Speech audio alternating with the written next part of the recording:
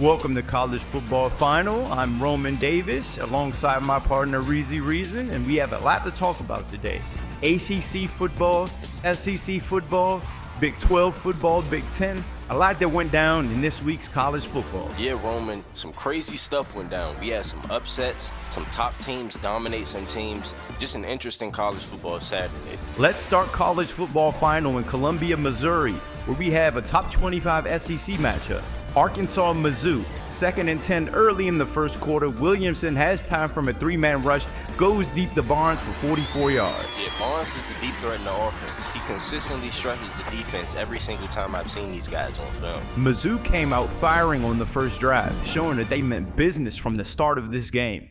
1st and 10, 4:30 left. On the next play, Williamson throws a back shoulder ball to Barnes, and he gets into the end zone. Later on in the game, 30 seconds left to go in the first half, they hand it off to Stewart, and he walks into the end zone untouched. And Reezy, this was my favorite throw of the game. The pocket collapsing on Williamson, he throws an absolute dime to Barnes. This was a competitive game early on, but as we got deeper into the ball game, Williamson throws an absolute dime to Carter, and he outruns the entire defense.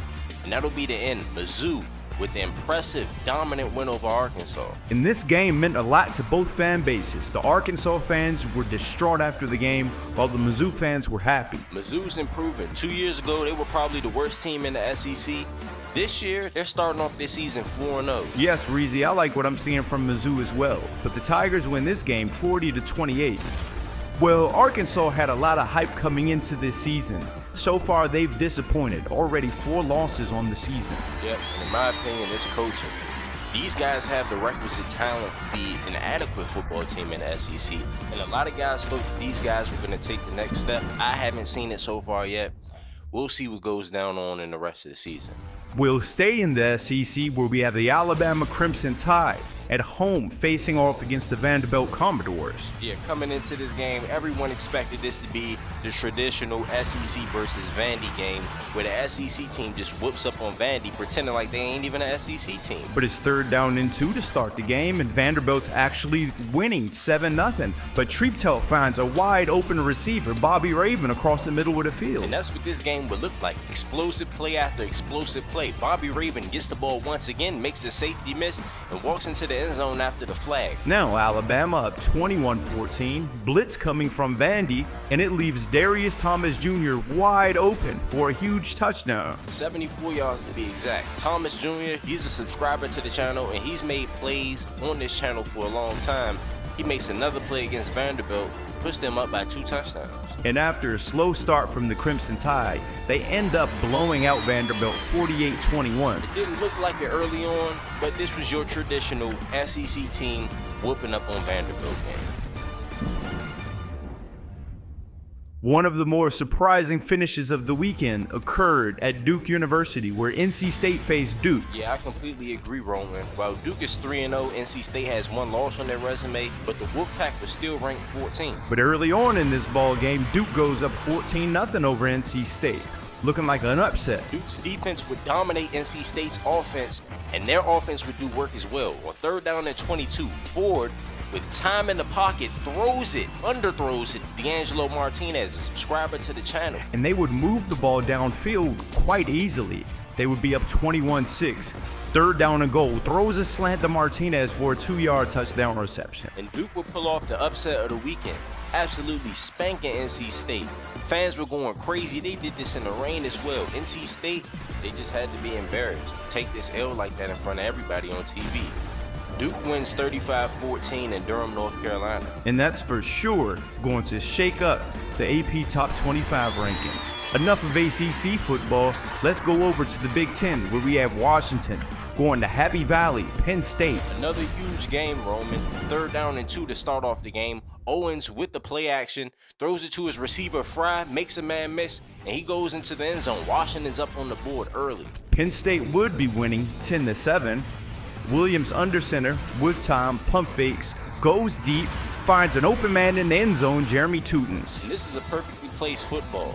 Penn State's now up by 2 scores. Owens decides to make a terrible decision, throwing it in the coverage to their linebacker Johnson, and it's picked off, and Penn State has a great chance to extend their lead. They would extend their lead, and after that would pretty much be the end of the game. Penn State with a dominant defensive performance and okay offensive performance, but it gets the job done. Washington will probably drop out of the top 25 after this. And after losing a game like that, it's hard to see Washington being a contender in the Big Ten this season. But Penn State, on the other hand, they look very good, offensively and defensively. It's not no probably, Roman. They definitely will. 3 losses on the season definitely eliminates them from any type of national title contention, and it also probably eliminates them from any type of Big Ten title contention, considering the great teams that they have in that conference. Let's go on to the ACC, where we have Georgia Tech meeting the Boston College Eagles. Very interesting matchup between these two teams. Georgia Tech is ranked 13. The score is tied 16-16. Oswald throws it to Ruiz, and he makes an acrobatic catch on the sideline. Definitely the best catch made this weekend. This throw was thrown into traffic. Ruiz with the great concentration to stay in bounds, not go out of bounds, secure the ball. What an unbelievable catch. At the start of the fourth, Oswald would have time, throws it on the out route to Ruiz, and he gets into the end zone, and they extend the lead by more than 1 score. But I love what Boston College did in this game. They kept on fighting. 3rd down and 10 with a chance to get off of the field, but Oswald throws a 52-yard reception to Ruiz to pretty much end this game. And Georgia Tech defeats Boston College 33-30. And this was probably closer than Georgia Tech wanted to keep it, but I think Boston College is a good team this year. But once again, it showed you how explosive the Georgia Tech offense could really be. Now, this is a game that we did not talk about a lot during this week on College Football Live and on other college football talk shows. The Michigan State Spartans versus the Purdue Boilermakers. Purdue comes into this game 1-2. Michigan State, the number 9th ranked team in the nation. But it starts off ugly for Michigan State as Ross throws an interception that's tipped and caught by Brooks. Yep, great concentration by Brooks right there on that interception. Purdue would be up 7-0, but on 3rd down, Ross decides to go deep and it's incomplete. Just an ugly start for Michigan State. Not just an ugly start, an ugly game in general. This pass was picked off by Brooks once again. He was all over the field, and at this point in the game, they're up 38-10. Michigan State needs these points, and they just give the ball away, and that would pretty much be the end of the game. Purdue with the dominant win, 48-17. Over the number 9th ranked team in the nation. Breezy, out of all of the games that I saw this weekend, this was by far the most shocking. I did not expect Purdue to just absolutely dominate Michigan State, especially on their own home field. It was ugly all around for Michigan State, if I'm being honest with you. They couldn't run the ball. They couldn't pass protect. They couldn't stop the run. They couldn't stop the pass. They couldn't do anything good on offense, defense, or special teams. And that's why the score was what it was. Enough of the Big Ten talk. Let's go to the SEC, where we have Texas A&M facing off against Georgia State. 1st and 10, Lombardi decides to go deep, and he finds a man wide open in the end zone for a 33-yard touchdown reception. A&M's offense was one of the worst offenses in the nation for the past 2 seasons. This year, they have an explosive offense, showing it off right here once again with another huge play to Howe. Offense has been a problem for the Aggies for the past 5 years, scoring 50.0 times, including FCS teams. But this year, they've already scored 50 twice, including in this game, winning 55-3 over Georgia State. Very impressive win for Texas A&M. I don't know about impressive. It's Georgia State. But let's go to Oregon. Another Big Ten matchup where we have the Oregon Ducks facing off against the number 20th ranked Maryland Terrapins.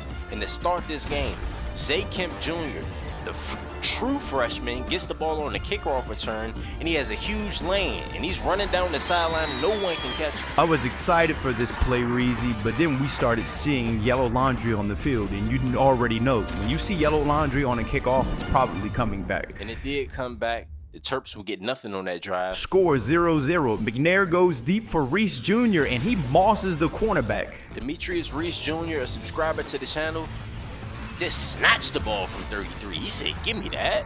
The first points on the board will be recorded by Andy Rivera, the running back. There was a 5-star recruit 2 seasons ago from St. Thomas Aquinas in Florida. Oregon clearly has the momentum to start this game. Up 7-0, Maryland would drive down the field, respond back, and 5-star recruit DeJuan Williams would get into the end zone for a touchdown to tie the game. But Oregon would go right down the field, McNair to Reese Jr. to take the lead once again. Oregon up 14-7. And this right here is great timing from the quarterback and the wide receiver. Not badly covered. Right here is when Oregon's defense would show themselves. Right here, stopping a screen pass from Williams. Then Oregon would go down the field, runs the ball with Rivera. He gets into the end zone. They're up 2 touchdowns. But Maryland drives the ball down the field in a gotta-have-it moment, gives it to Williams, breaks 3 tackles, and gets into the end zone. They're trailing by 1 touchdown now. But Oregon would have the ball, up by 1 touchdown. McNair decides to go deep and finds a wide open Jones covered by a linebacker. He would walk into the end zone to extend their lead by 2 touchdowns. And it seemed like the upset was inevitable at this point. And Maryland takes their first loss of the season. The Oregon Ducks are now 3-2, while the Maryland Terrapins are 4-1. Now, Roman, if we said this before the season started, that Maryland would come to Oregon, lose by 2 touchdowns, we would say, I don't know about Oregon this year, but Maryland has surprised us early on in the season. Oregon has surprised us as well with the 2 losses that they've taken. But in my opinion, I think that this showed, where the teams actually are talent-wise. Maryland's just not there yet. They can't really compete with Oregon when it gets nitty and gritty late in games because Oregon just has a lot more talent than them. But I like what I'm seeing, and when they get Cato Hendricks next year, I think that they can be a real threat on the offensive side of the ball and the defensive side of the ball. But let's take a quick commercial break. College Football Final is brought to you by the Reason Sports Universe. If you want to see yourself featured in some of these videos, then please watch this video at the break.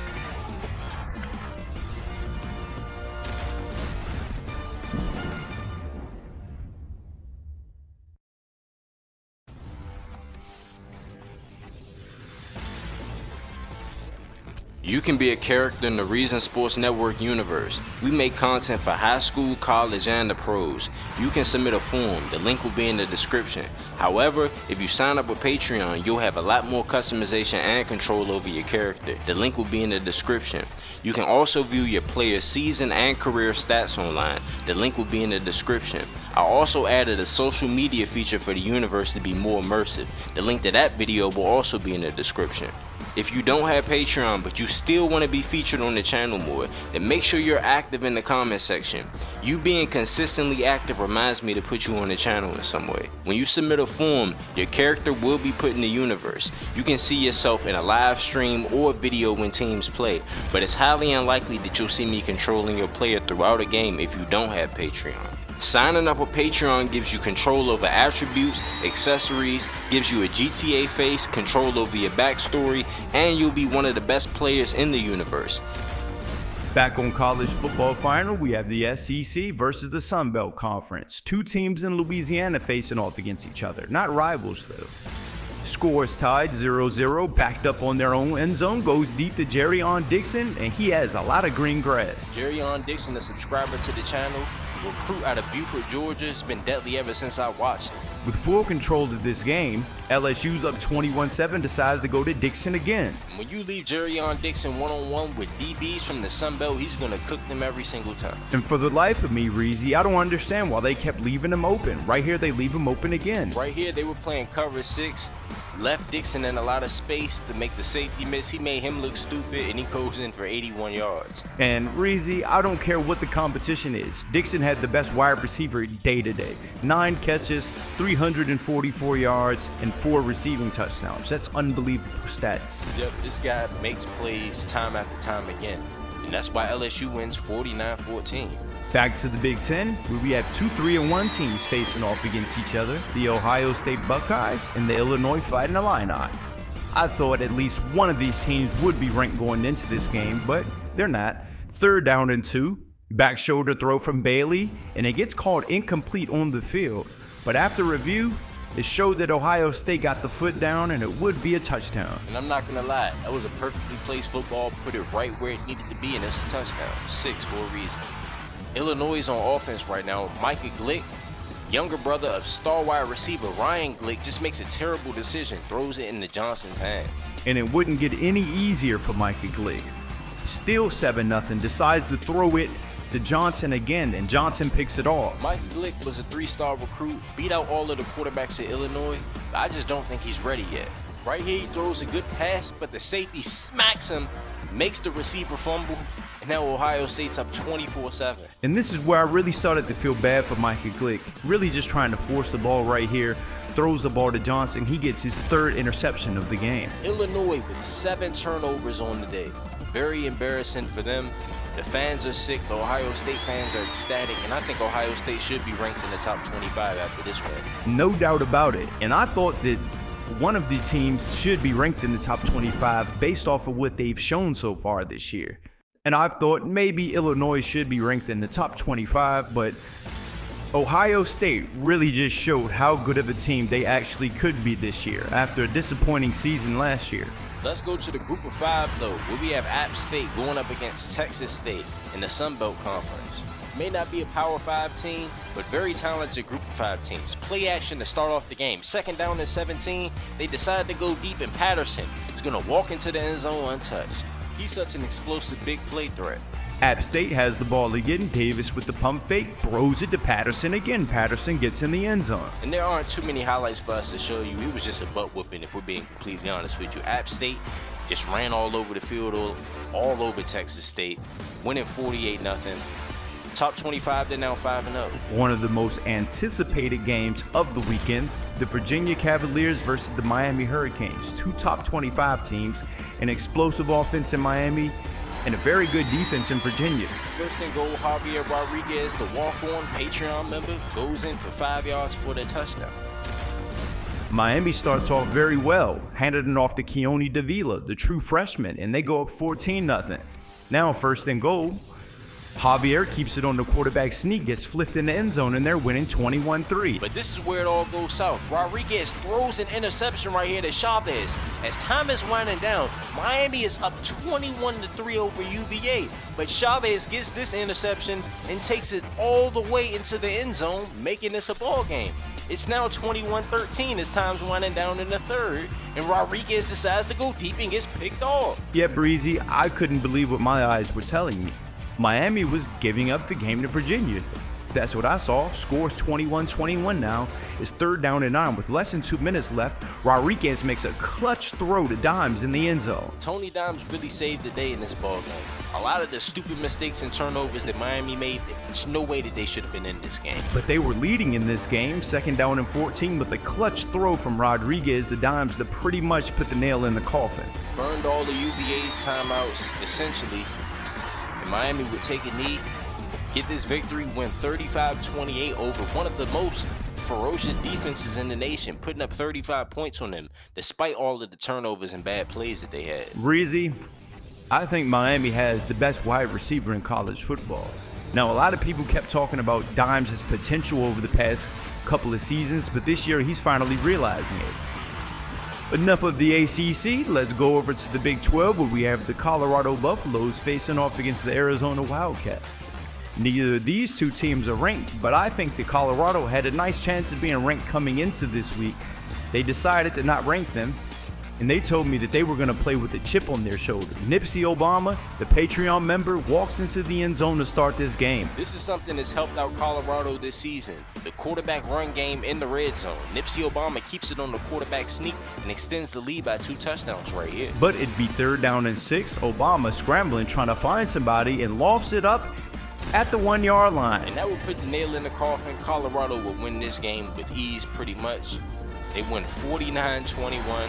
Colorado Buffaloes advance to 4-1. The game that really wasn't that anticipated, the USC Trojans and the Rutgers Scarlet Knights. We have to talk about it because USC is the number 2 ranked team in the nation, and they look damn good this year. Yeah, Roman, this was pretty much a defensive battle. Amory beats the left tackle, just absolutely whoops him, makes a quarterback fumble.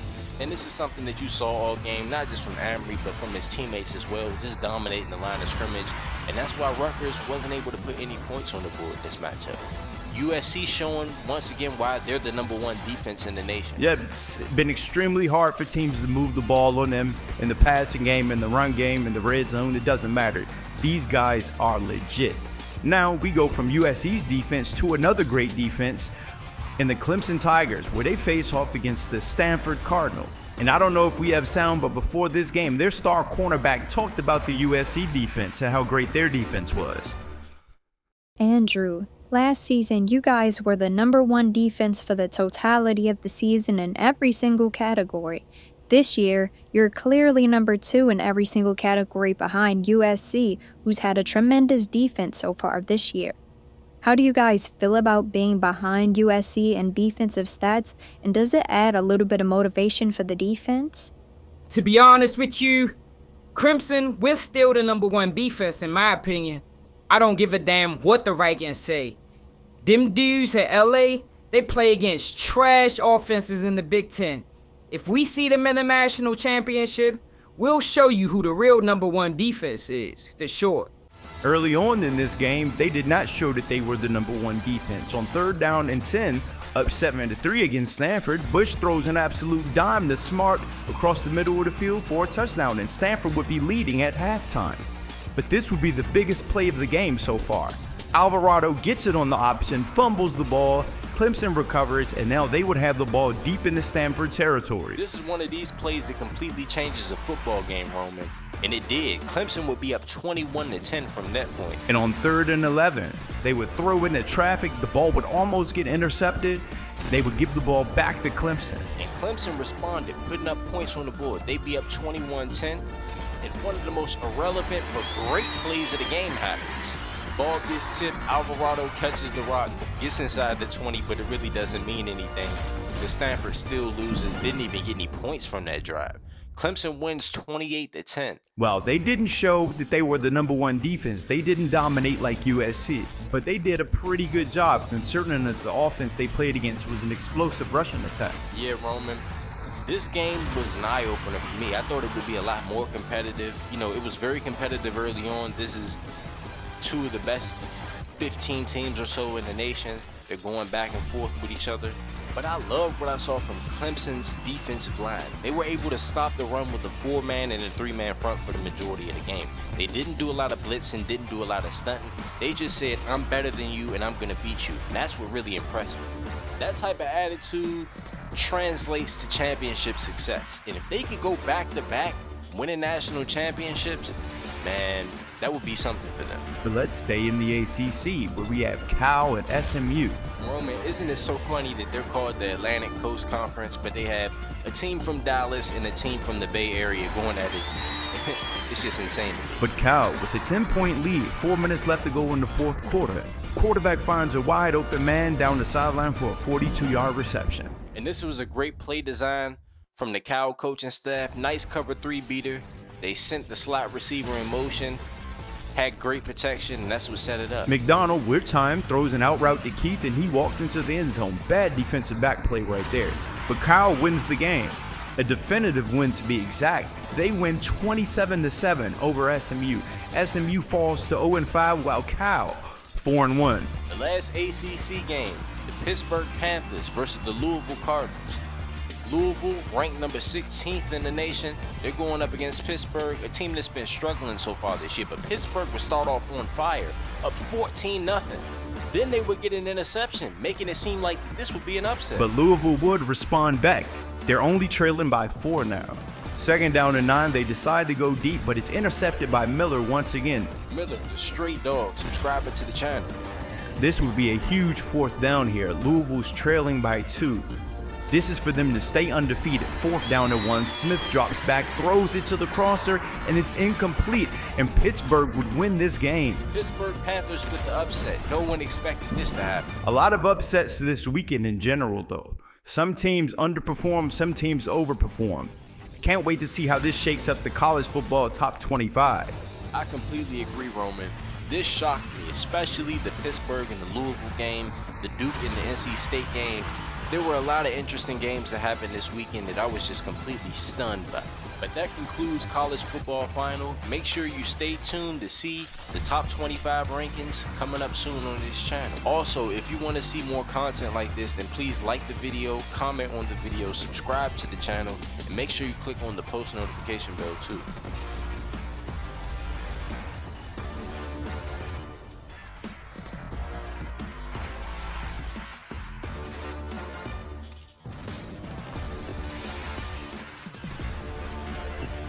If you want to see a similar video to this, then please watch this video right here.